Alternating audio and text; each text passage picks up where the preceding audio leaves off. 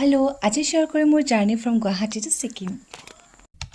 ধুনীয়া ঠাই এখনলৈ ফুৰিব ওলাইছোঁ, গতিকে ভাবিলোঁ যে ভিডিঅ' এটাও কৰি থওঁ যাতে কেতিয়াবা পিছত আকৌ আমি চাবলৈ পাৰোঁ।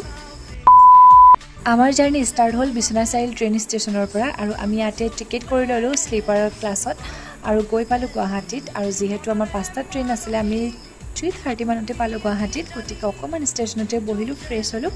আৰু তাৰপিছত এয়া আমাৰ আহিলে আনন্দ বিহাৰ ট্ৰেইন, আৰু মই এইফালে লৈ লৈছোঁ উইণ্ডো ছিটটো।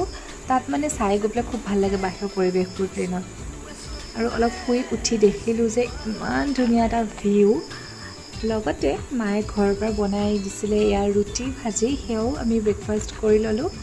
আৰু প্ৰায় 2:30 মানত আমি পালোঁগৈ NGP, আৰু NGPত আমি এইবাৰ বিচাৰি আছোঁ ভাত খাবলৈ ভাল হোটেল।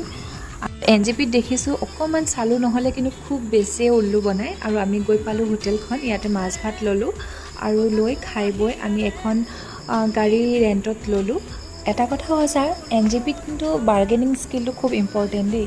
আমাক এই গাড়ীখনত আমাক দাম কৈছিলে 3,000, বাট আমি ল'লোঁ 2,200ত, অলপ বাৰ্গেনিং কৰি মেলি। আৰু এয়া গৈ আছোঁ খুব ধুনীয়া পৰিৱেশৰ মাজে মাজে, আৰু ফাইনেলি আমি গৈ পালোঁগৈ ছিকিম।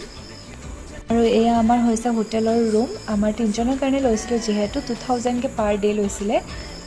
আৰু ৰাতি বেছি দেৰি নকৰি আমি ওপৰতে থকা ৰেষ্টুৰেণ্টতে খাই বৈ শুই দিলোঁ। আজিলৈ বাই।